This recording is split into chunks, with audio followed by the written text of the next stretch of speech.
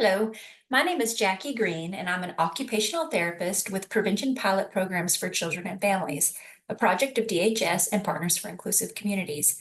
So the purpose of this training is to familiarize you with the Vineland Adaptive Behavior Skills 3rd edition, or Vineland 3, as we're going to call it, so that you will be able to successfully administer it with families. Partners for Inclusive Communities is Arkansas's UCEDD, University Center for Excellence in Developmental Disabilities, Education, Research, and Service. We work with others to improve access and inclusion for people with disabilities in Arkansas. All right, all of the information today from today's training is from the Vineland 3 manual, which is published by Pearson Assessments along with a variety of administration forms. Okay, we have also included a lot of details that are specific to our prevention pilot programs so that you have a clear understanding of the expectations for gathering data for this program. So first, we're going to cover a general overview of the Vineland 3, including the concept of adaptive behavior. We will then cover administering the Vineland 3, particularly the specific forms that we are going to use for this program. And we will also cover scoring and generating a report, and then finish up with some helpful tips and tricks. Overview. So the Vineland 3 is a standardized measure of adaptive behavior, okay? And this is how the authors define it: the performance of daily activities required for personal and social sufficiency. In other words, it's the things that people do to function in their everyday lives, including maintaining themselves personally and independently, like bathing or getting dressed, but also meeting the culturally imposed demands of society, and responsibility, for example, communicating. So some assessments measure ability, okay? So they focus on what an examinee can do in a testing situation, but adaptive behavior assessments like the Vineland 3 focus on what they actually do in daily life. There are 4 fundamental principles to help us understand this concept of adaptive behavior. First, it's age-related, okay? For most people, adaptive behavior gets more complex the older we get, right? Compare what you expect from a child, the daily activities of a child, such as getting dressed or playing with friends, to that of an adult who must manage their money and have a job and stuff like that. Second, because humans are social creatures, adaptive behavior gets evaluated in a social context. So the expectations and standards of those around us are what define competence in our society. Third, adaptive behavior is modifiable and not necessarily stable over time. So adaptive functioning can worsen or it can improve, and that can happen as the result of intervention, changes in the individual's environment, trauma, or other events. And finally, adaptive behavior is defined by typical performance, not by ability. So this is going to be really important for us in administering this. So ability is necessary, of course, but ability is not enough to perform daily activities to satisfaction. For example, a lack of motivation or limits imposed by others can impede adequate performance. So an individual's adaptive behavior is inadequate if the ability is not demonstrated when required. For example, a child may have the ability to put their socks on, but if they don't do so when it's time to get dressed in the morning, then it's not adaptive behavior. All right, the most common method for measuring adaptive behavior is via reporting by someone who is familiar with the adaptive behavior of the individual being assessed. Okay, so it should be someone who lives in the home and is very knowledgeable about the examinee's everyday behavior, and they have extensive contact with them. So for our program, this is primarily going to be parents or other caregivers from the home. So it is not the individual themselves that you will interview. So even if they're teens or young adults and you think that they could answer questions about themselves, it's still not the case, okay? The Vineland 3 is not intended to be completed by self-report, and that's not how the normative samples were collected. So let's look more closely at the record forms. Okay, so if you're familiar at all with the Vineland 3, you may or may not realize that there's a large selection of forms. So here we have our manual, which is going to be important resource for you. And then there are interview forms, parent caregiver forms, and teacher forms. And each one of these have a comprehensive and domain level option. Okay. Now the parent caregiver form is completed by the parent. It's something that you can just give to them and they score it on their own. The teacher form is the same way. You can give it to a teacher. They complete it to describe the adaptive behavior in the school setting using a questionnaire format. Now, today we are only going to be covering the interview forms, okay? Because that's what we're going to be using for the prevention pilot programs. And I just wanted to point this out because each type of form has its own color. And so that's just a good visual indicator for you. All of the interview forms are blue. So if you're ever digging through a stack of forms, this is what you're looking for, is the blue ones. Oops, excuse me. Okay. So here's a closer look at the interview forms. The domain level interview form right here, which is quicker to administer, we're going to use that for children 3 and older, okay? It's quicker, it's a good fit for the time that we can expect to have, and for parents who are busy. But it's not designed for children under 3 years of age, okay? So for under children under 3, we're going to have to use the comprehensive interview forms.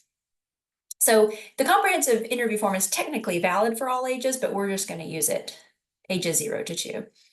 The comprehensive interview form comes in 2 versions. All right, we have with item level probes and without item level probes.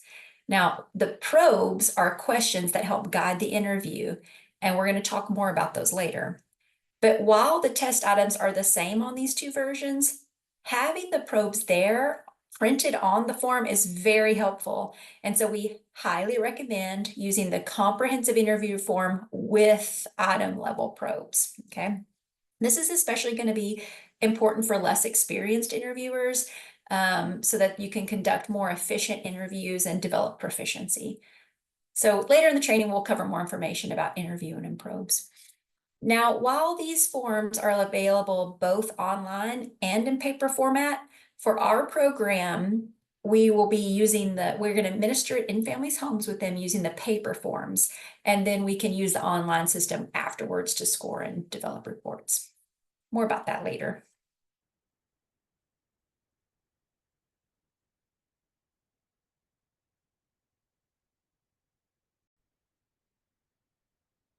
All right, administering the Vineland 3.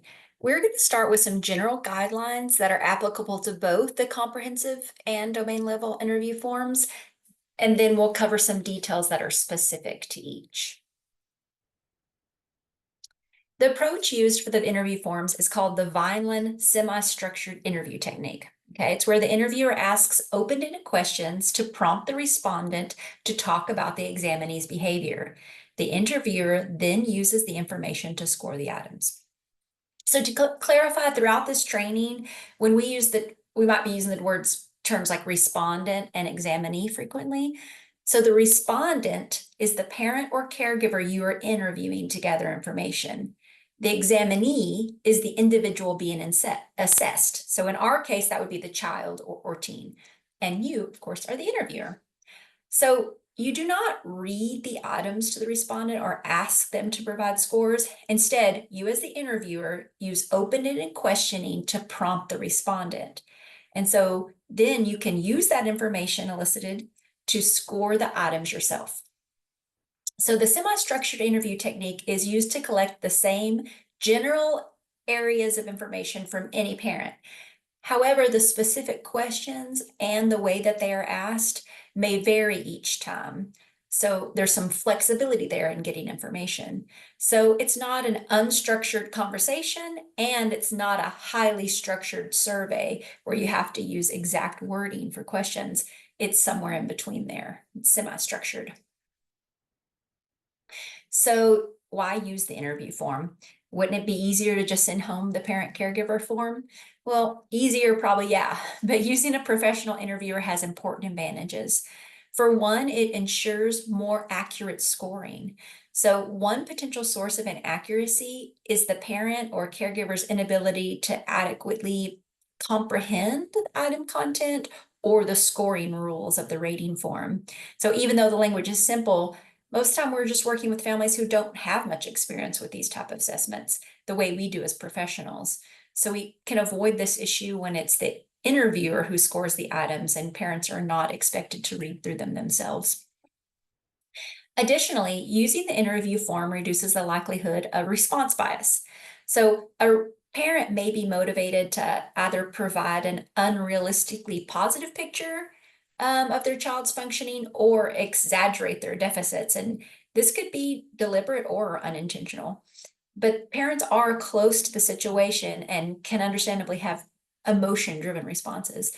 So the interviewer, you as the interviewer, should be on the lookout for positive or negative exaggeration when conducting the interview. And then you can respond by asking questions that explore the examinee's behavior in detail. So you can ask the respondent for examples of the specific behavior being discussed, and you can clarify how the behavior should be scored. So that, I mean, that will help you for yourself clarify how the behavior should be scored. Another important benefit of the interview format is that it frequently promotes response elaboration and elicits just more information. So then you have a more in-depth picture of the child and his or her home situation. And this is just lacking when it's just the parent or caregiver simply completes a questionnaire on their own. Establishing rapport. So this is very important for obtaining valid results. So it's helpful to just begin with a very general discussion about the individual being assessed. Just 5 minutes of friendly conversation can do a lot to establish rapport and help the parent become more comfortable. You might ask questions such as, tell me what Keisha is like, or what does Jordan do when he's not at school? So establishing rapport is important before the interview begins, of course, but you also have to strive to maintain the respondent's cooperation during the interview itself, okay? So you can do this through being sincerely interested, supportive, and non-judgmental. Also, encourage the respondent to ask questions at any time during the interview. The authors of this assessment do not advise you to not conduct the interview over the phone.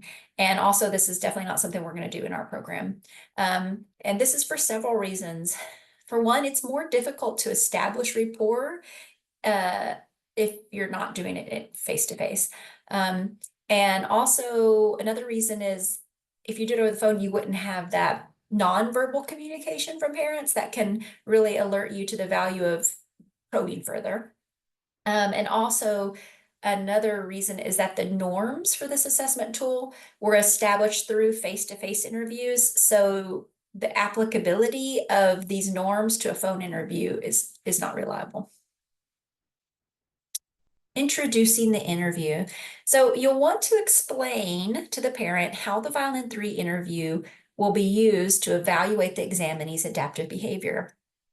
And a good way to describe this for a parent is the everyday things that people do to communicate, take care of themselves, and relate to other people. So emphasize how important it is to the success of the assessment that the parent provides the most accurate information possible when responding to the interview. And, you know, like we mentioned before, that talking about like a child's successes and challenges can bring up strong emotions for a parent. So you want to acknowledge that the parent may have strong feelings about the things that the child is or isn't doing at home, but we still want them to try to be as objective as possible.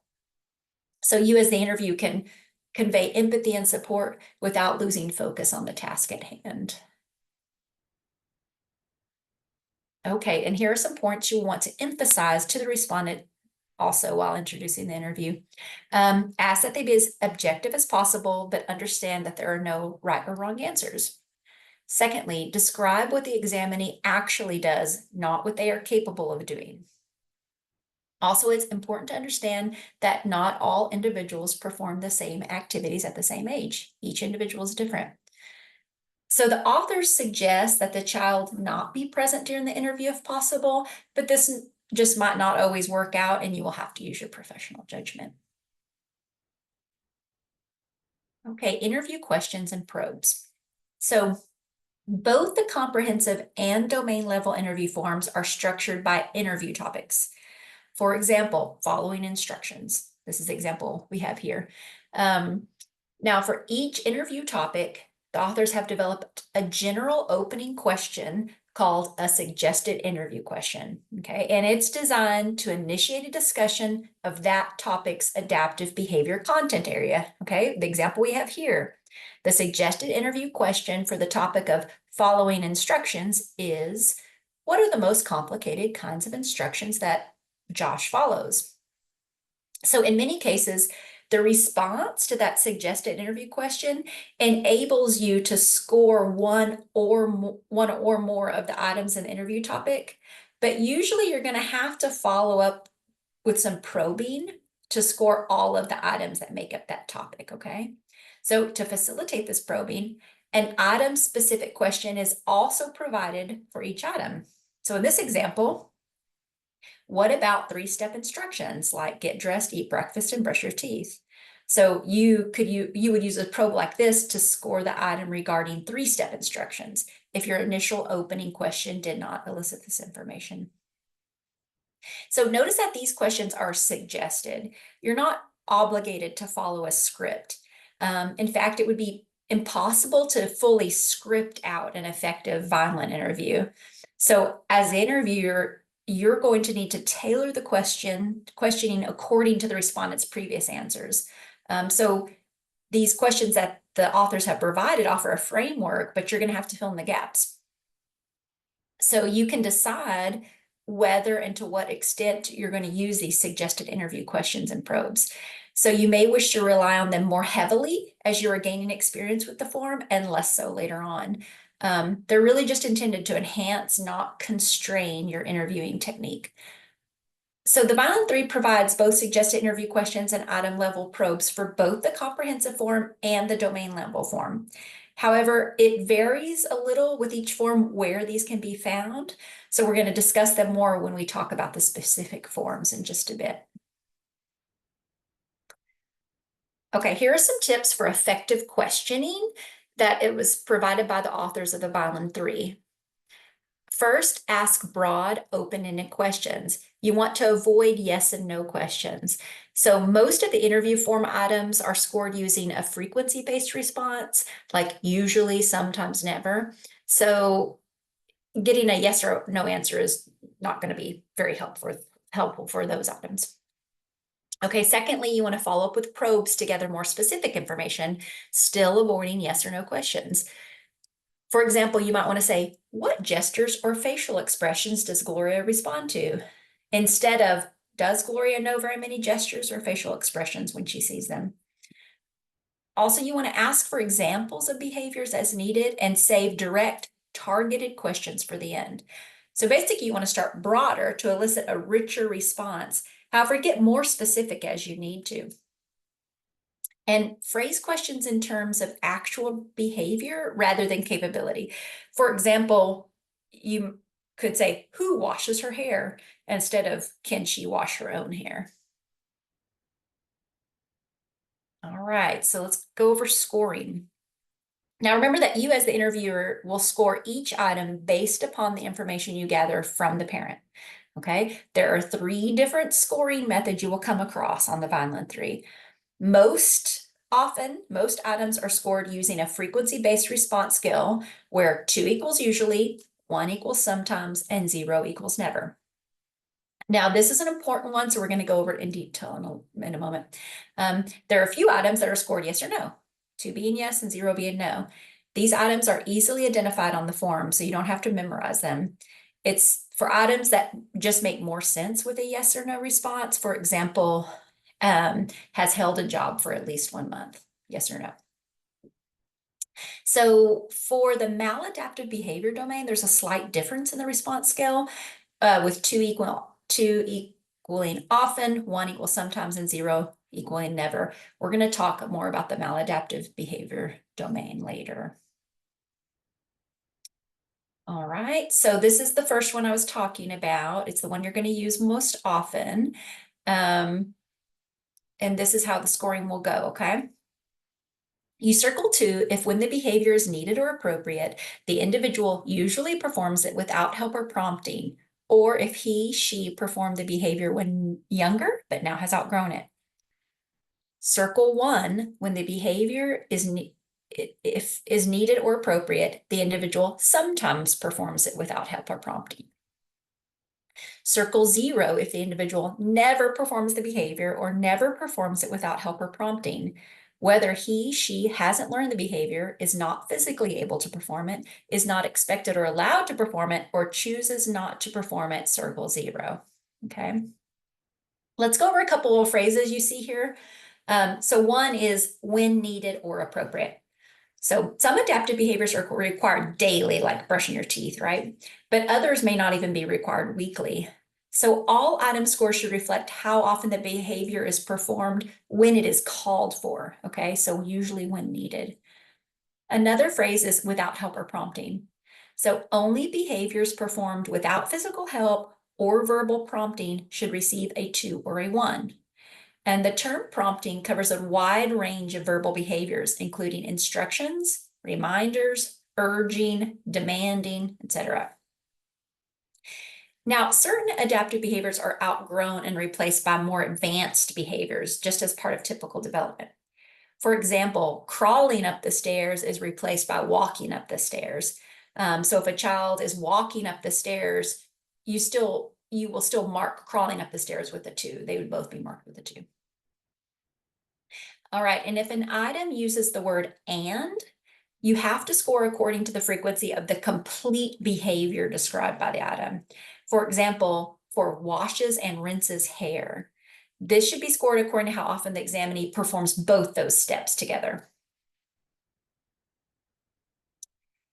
Okay, now when the parent or caregiver indicates that they've had no opportunity to observe a behavior, you're still going to want to get a score for that. So this is how you do that. If they have not observed the behavior, you have to ask them to estimate the frequency of the behavior, record the estimated score, 2, 1, or 0, and then there's going to be a little box at the side that you check the estimated checkbox for that item.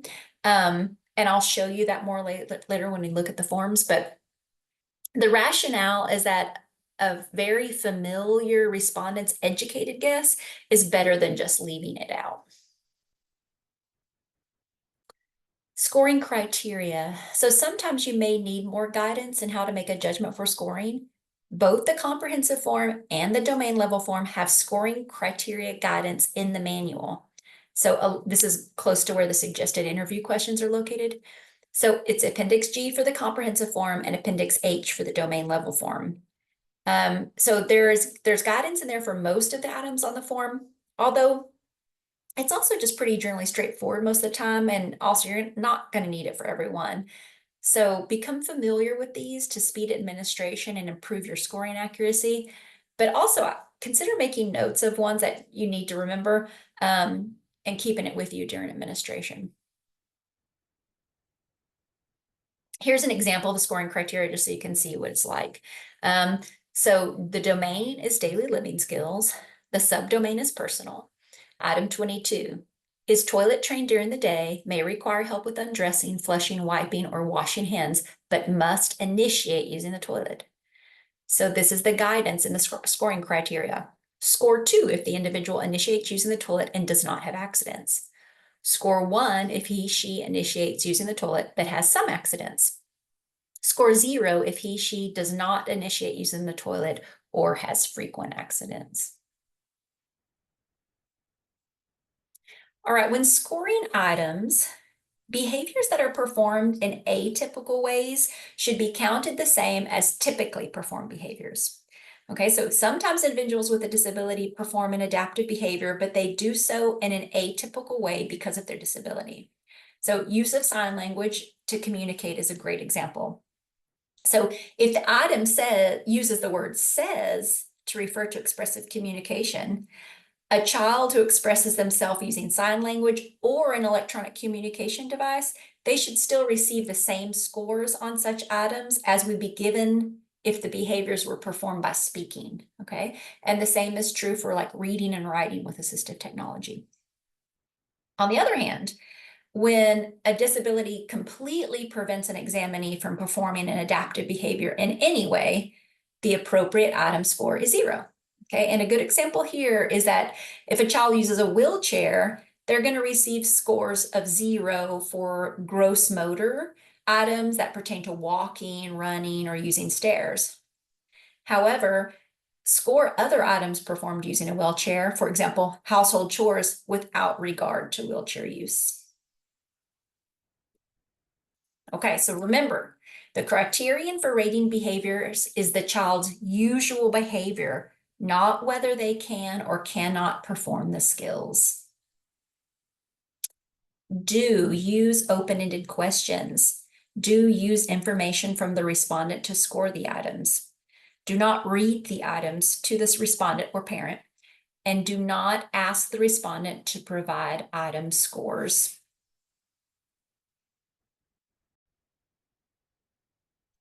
Right now, we are going to discuss details that are specific to the comprehensive interview form. All right, for the purposes of our program, we will use the comprehensive interview form for children birth through 2 years old. Okay, even though it is designed for the lifespan. At 3, we can use the domain level interview form. So the approximate time required is 30 to 45 minutes. It takes longer after they turn 2 because there are more items to assess. Time also varies due to factors such as interviewer thoroughness, or the amount of time a parent spends thinking about how to answer questions. The comprehensive form provides scores in domains, subdomains, and adaptive behavior composite and individual items. For the individual items, the scores reflect the degree of mastery of specific adaptive behaviors. The comprehensive form is a little more complicated. It requires that the interview determine a start point age and set a basal and ceiling for each subdomain. So we are gonna cover how to do all of that. All right, let's take a closer look at the form itself, okay? So we have, this is the comprehensive interview form with the item level probes, okay? Up in the right-hand corner, we have the domain. So you see this example here is communication domain. So you look up here in the right-hand corner, each domain will be listed on each page, communication, and we're gonna go over the domains in just a second, all right?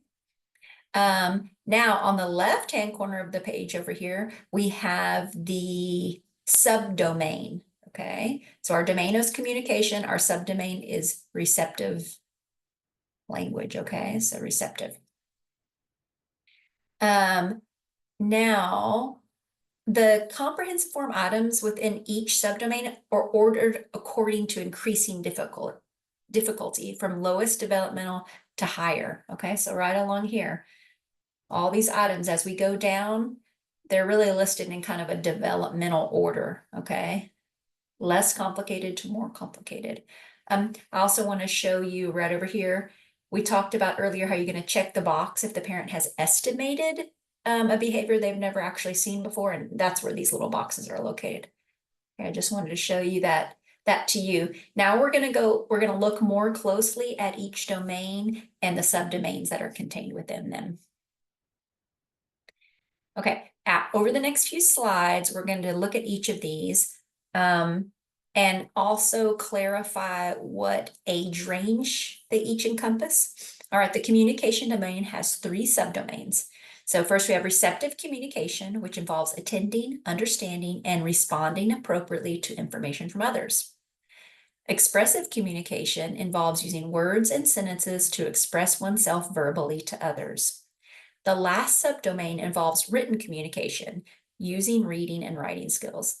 So this subdomain is only for children 3 and older, okay? So please note that for our prevention pilot programs, we will not use the comprehensive form for 3 and older. So you may not end up using this written subdomain at all.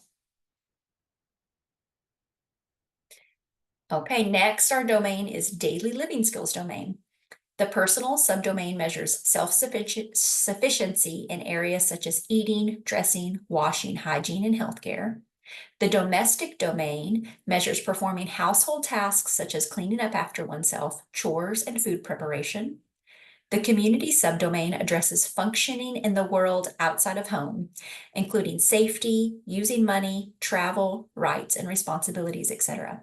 So please note that both the domestic and community subdomains are appropriate for ages 3 and older. Next, we have the socialization domain. The interpersonal relationships subdomain involves responding to and relating to others, including friendships, caring, social appropriateness, and conversation. Play and leisure involves engaging in play and fun activities with others.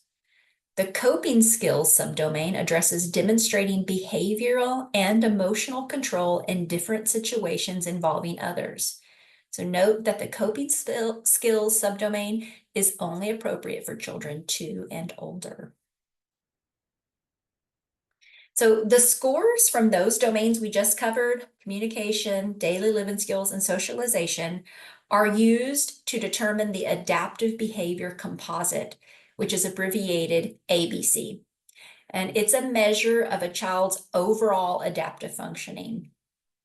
So note that you are only going to be able to get an ABC for children 3 and older, because so many of those subdomains, remember, are not appropriate for children under 3. Okay, the motor skills domain is only normed for children birth through 9 years old. Okay, it measures gross motor, physical skills, and using arms and legs for movement and coordination in daily life, and fine motor, physical skills, and using hands and fingers to manipulate objects in daily life. Motor skills are not included in the adaptive behavior composite. Okay, so the maladaptive behavior domain takes a closer look at problem behaviors, but look here and see that it's only administered for children 3 and older, okay? So that means that for the purpose of our program, you're more likely to complete this domain on the domain level interview form, okay, rather than this comprehensive interview form. Therefore, we're gonna look at it more closely when we get into the specifics of the domain level form. All right, let's look a little bit more closely at some things. Okay, so do you remember earlier we discussed that both Vineland interview forms provide you with suggested interview questions as well as item level probes? Okay, we're going to look at how to access these specifically for the comprehensive interview form. All right, so first we want to look at our record form here, and I want you to look up here at these interview topics listed at the top here. All these right here are the interview topics. Okay. And you'll see each topic has a letter next to it. All right. And down here on the form are the matching letters. So for example, let's look at the interview topic A is responding. Okay. And if you look here, A, each of these items are going to be under the topic of responding. Okay. So this is important to know these interview topics. For each one of these, you're going to find a suggested interview question. Okay, so those interview topics are right up here at the top and they correspond. You can see each item level corresponds to one of these interview topics at the top. All right, so for each of those interview topics we just saw, the authors have provided you with a suggested interview question to just get the ball rolling, right? And these can be found in Appendix G of the manual. So these are just opening questions to start the conversation on the topic. All right, remember the interview questions are just suggestions. It's a semi-structured interview, so you don't have to read the questions exactly as they appear in the manual. You just want to make sure you're using good open-ended questions to elicit a lot of good information. And the authors recommend that Appendix G of the manual with these suggested interview questions, that especially as you're starting out, you can just copy those pages and keep them with you until you're feeling more comfortable with the process. So let's look at this example. So all those interview topics we saw have corresponding questions. And this is the page from the manual, okay? So look right here. Remember, that form we were just looking at was the communication domain, receptive subdomain, and we looked at A, responding. And it gives you right here an opening question. Tell me what Samantha does when she hears your voice or sees you nearby. Okay, so this is in the manual, the back of the manual, Appendix G. You can find an opening question for every one of the topics under every domain and subdomain.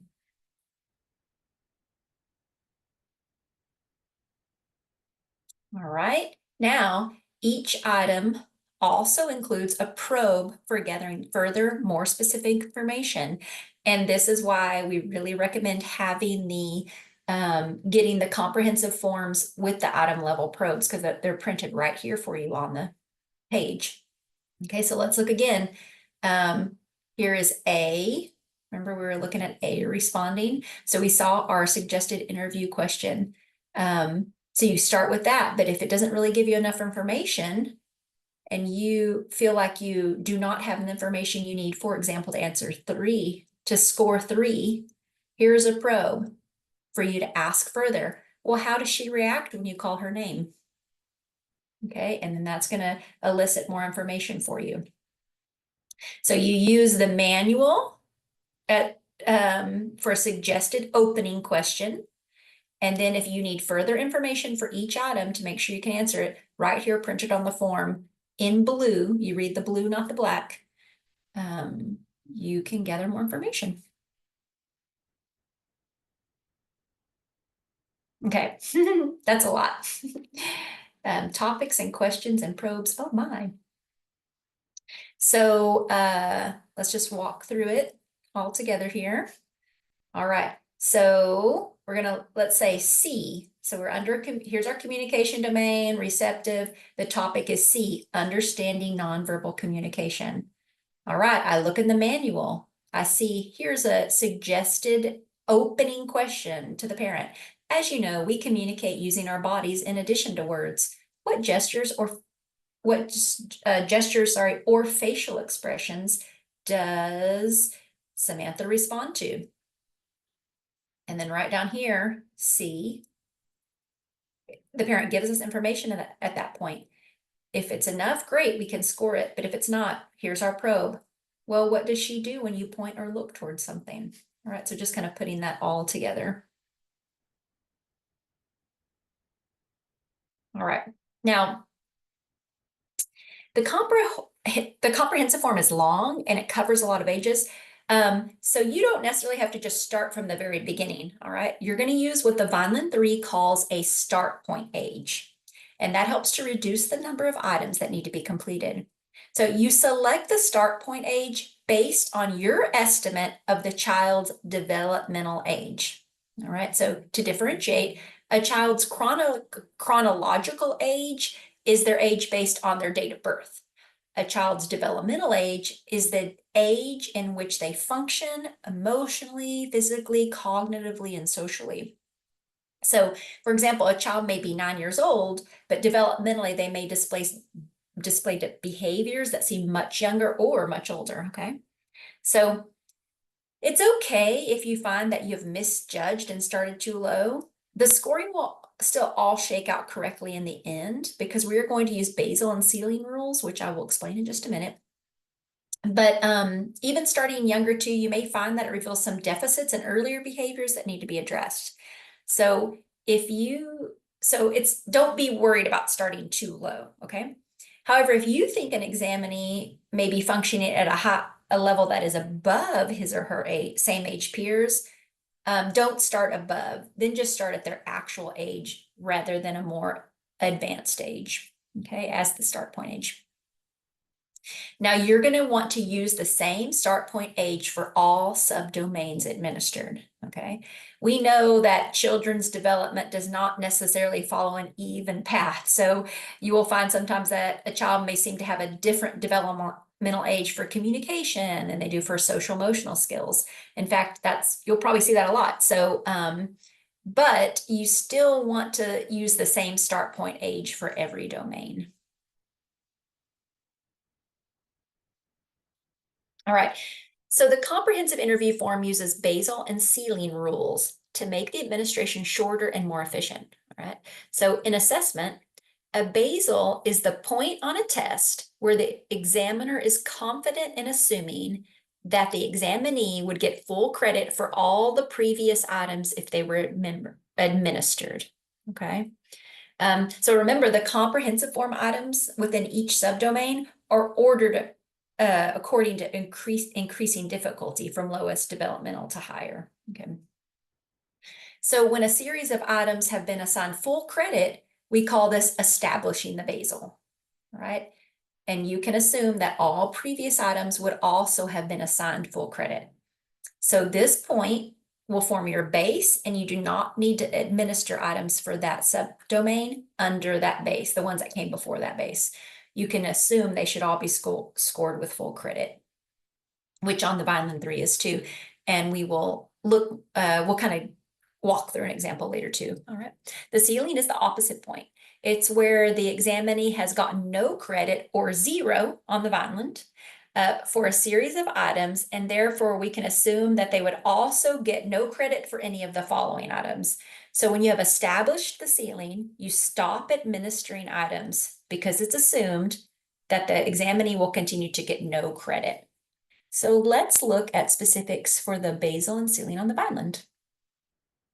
All right, so the basal rule specifies that when 4 or more consecutive items, they all have to be together, have been scored 2, no earlier items need to be administered. Just assign them a score of 2.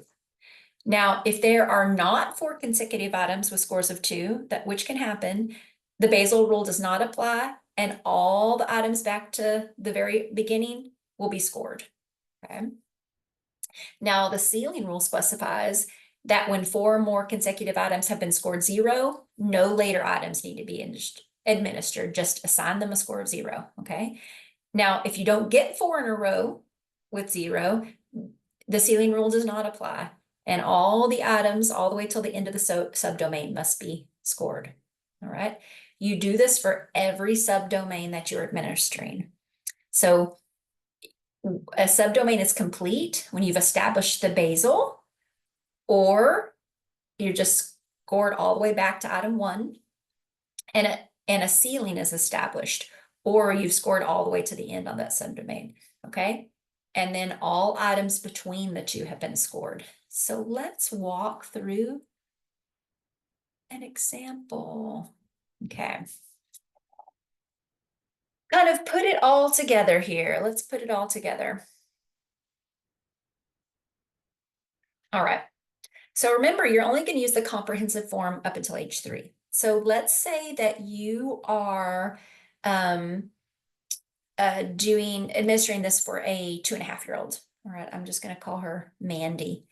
And what you've heard from mom and from the report you're getting is that mom just says Mandy doesn't talk much. All right, so keeping that in mind, you kind of think, well, going into it, you think I might start my developmental age at 1 years old and see where we're at. Okay.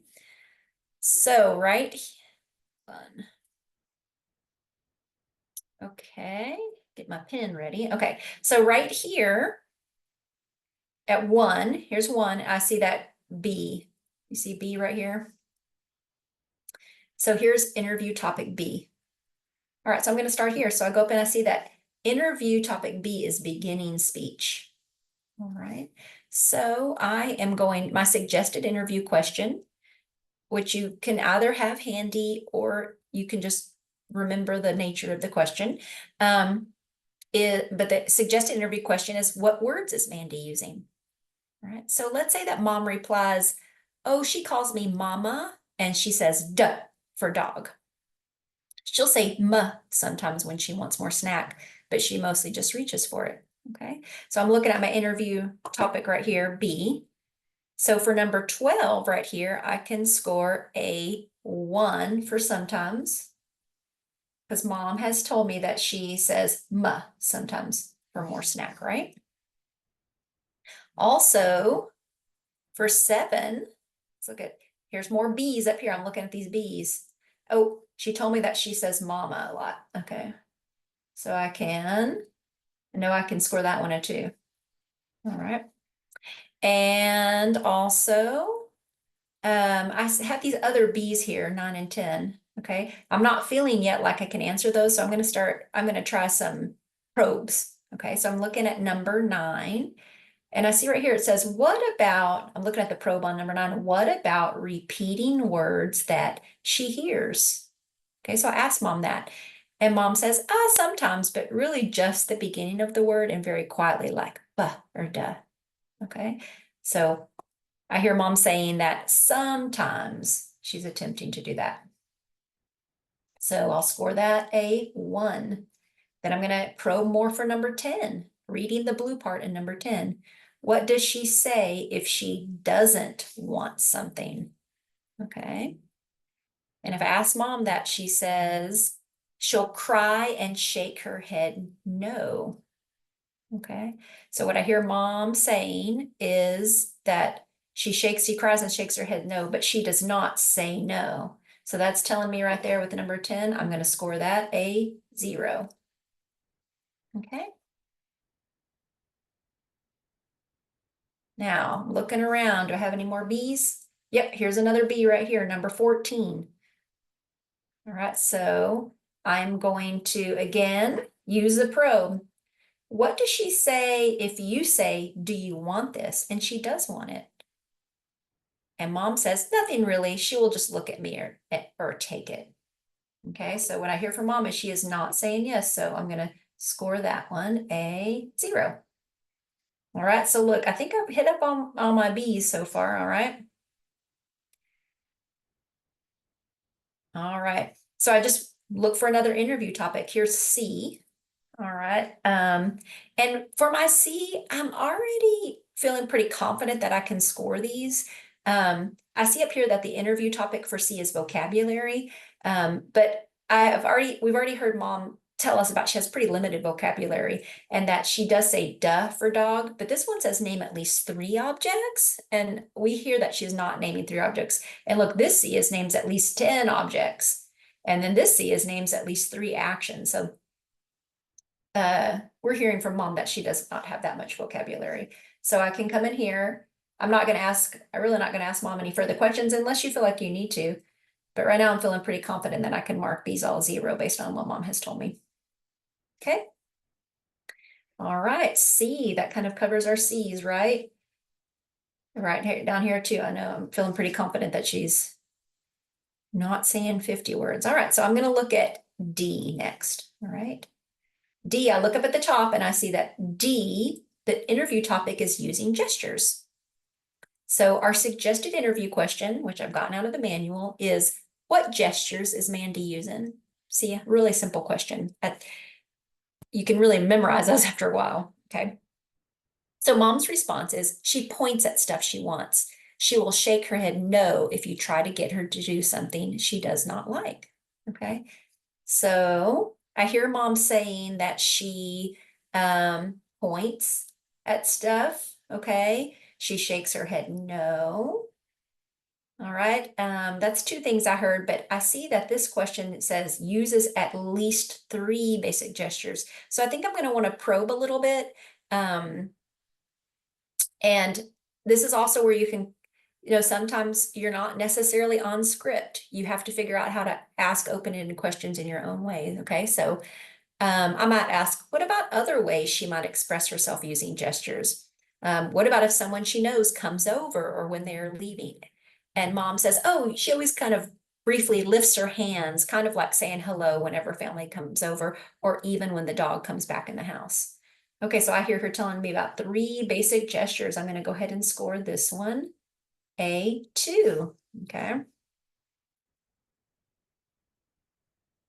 So I am still trying to establish my basal. If you can see over here, both B and D are 2s. Okay, but remember you need 4 consecutive 2s in a row to establish your basal. So I want to look at topic A now. okay, which is beginning sounds and gestures. My suggested interview question for the topic is, tell me what types of sounds and gestures Mandy is making. However, I feel like Mom has already covered a lot of this, so I'm going to use that information she's already told me, plus ask some probing questions. For example, let's look at number 4. I can score this as a 2 based on what Mom has told me already, and I'm going to probe for others. So, because Mom said, she's already talked about her saying duh, ma, uh, duh, ma, and I believe there was one more, mama, duh, ma, duh, and, well, maybe that was it. Let me see, what did we go over?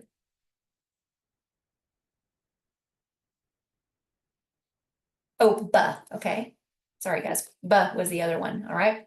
So I can score this one a 2. There we go. Okay, but I'm gonna have to probe for the others. All right, so I'm looking at number 5. I'm gonna ask, what about making strings of sounds like buh, buh, buh, ma, or da, da, da? Okay, and Mom says she used to do that more when she's little, but now she just says mama. All right, so I want you to look at this note right here where it says, score 2 if the individual did this when they were younger, but now says words. This is one of those examples of moving up through the developmental levels. Okay, so based on what Mom told me, I'm gonna score this one a 2. All right, now I'm gonna, number 6, I'm gonna ask Mom, I'm gonna probe. I'm going to say, what does she do if she wants an activity to stop or keep going? You mentioned already that she'll shake her head no to something she does not like. What about something she likes? And Mom says she laughs and claps her hands and looks at you meaningfully when she wants you to keep doing something like being silly or playing fetch with the dog. All right, so we can score that as a 2. And look, right there, we have established our basal, okay? Now I'm coming back down here. Now I see we haven't quite established our ceiling yet. I see 0, 0, 0. And look, E here says calls brothers, sisters, or friends by their name or nickname. So from what Mom's been telling me about her limited vocabulary, I'm feeling pretty certain that that's not happening. But if you felt like you needed to ask, you could always ask the opening question for E, communicating names and ages. That's the topic. Okay. But I'm gonna go ahead and do this as a 0 because I hear Mom saying that her vocabulary is much less than that. So I've established my ceiling.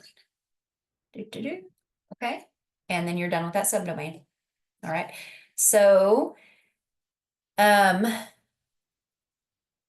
you're gonna do that for every subdomain. Okay, so you can see, and it's important to note that the items are not necessarily just on this comprehensive form, they're not just necessarily administered in the order they appear on the record form. There's kind of some jumping around when you're under a topic. Okay, so the basal and ceiling can be established at any time, and you just have to monitor it and kind of have to note which interview topic should I go to next based on what I'm seeing here. And since this comprehensive form is only going to be used for children under 3, it really should be a pretty quick process for each subdomain. All right.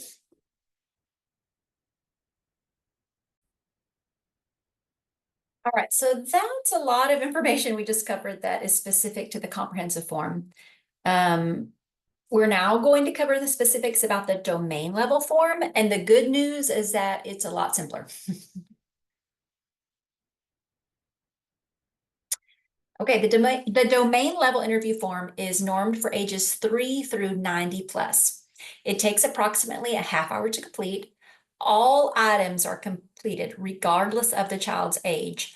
So that means you don't have to worry about a start point age or basal and ceiling rules like you have to with the comprehensive interview form.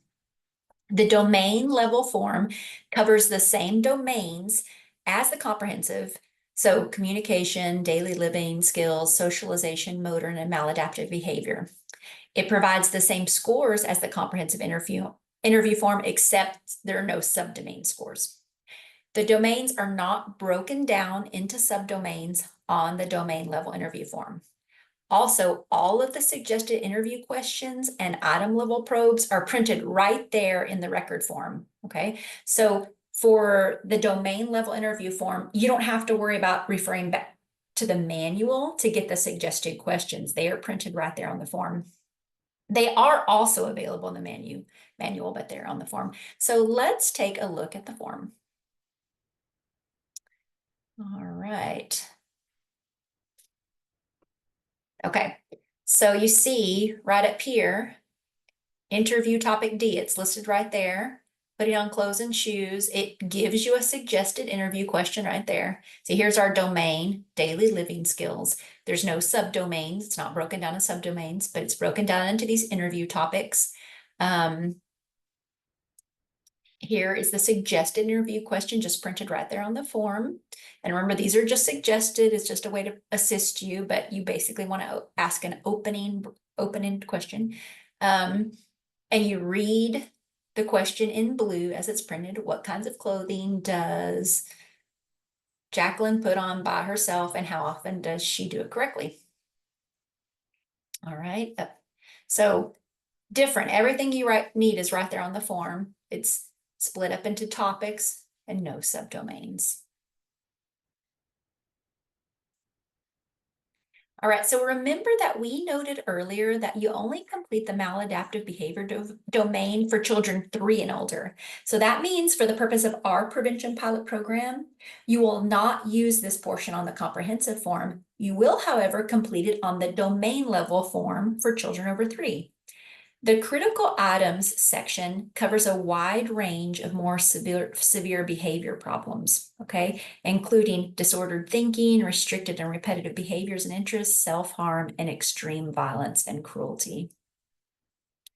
Now, another thing, an important thing to note about the maladaptive behavior domain, unlike the other items that you complete about adaptive behavior, the maladaptive behaviors are read directly to the respondent, okay? So you're going to just read or paraphrase each item as it is written in black, clarify if needed, and ask the respondent to tell you how often the behavior happens. Often, sometimes, or never. And you administer every item, okay? And those instructions are laid out for you on the form, so you will see that. But the maladaptive behavior is the only one where you read it out loud to the parent and you ask the parent to score it. You ask them to tell you, does it happen often, sometimes, or never? Okay.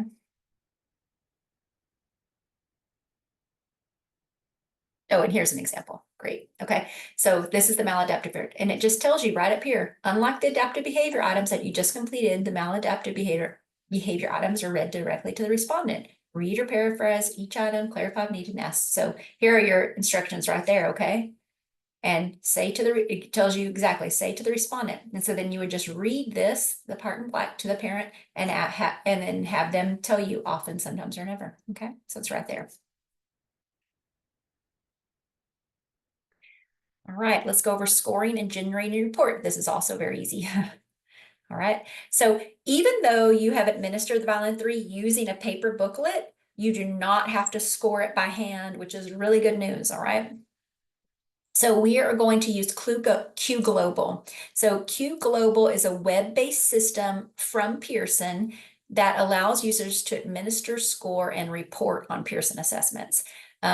So we'll take the scores from the booklet that you have done, and we'll enter them into Q Global, which is going to tabulate everything and generate reports, okay? Now, your state team, family support partner, and family transition partner will give you more information on the specific steps about what you do with those scores once you have completed the interview. Tips and tricks. All right, it's a good idea to start with a dry run. So before administering the Vineland 3 for the first time, pull out all these pieces we've talked about, get your manual, get your forms, look at them all together, kind of walk through the process as you saw me do today, and it will help you practice how it's all connected and organized before you actually use it with a family. Also, make yourself a scoring cheat sheet to keep handy. So something like what you saw on the slide today where we explained two, how you score two, how you score one, how you score zero. So this is for your reference as you are making scoring determinations. For example, remembering that you won't score a 1 or 2 if the examinee requires verbal prompting. All right. Also, you might want a cheat sheet of interview questions as needed. So if you're going to be doing the comprehensive form for children under 3, you might want to copy the suggested interview questions from the back of the manual and have those handy.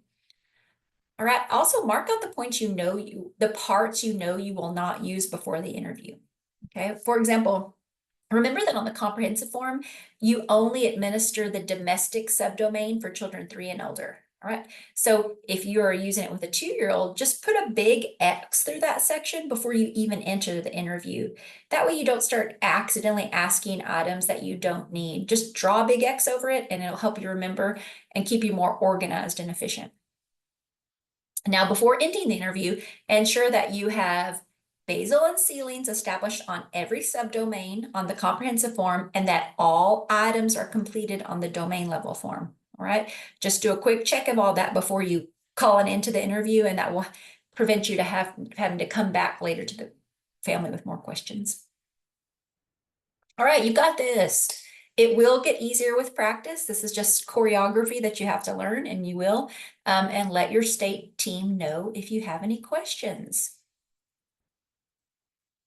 All right, you can always contact me. Here's my contact information. And of course, you have your family support partner and family transition partner, state team level that will help you with anything you need. All right, thanks everybody.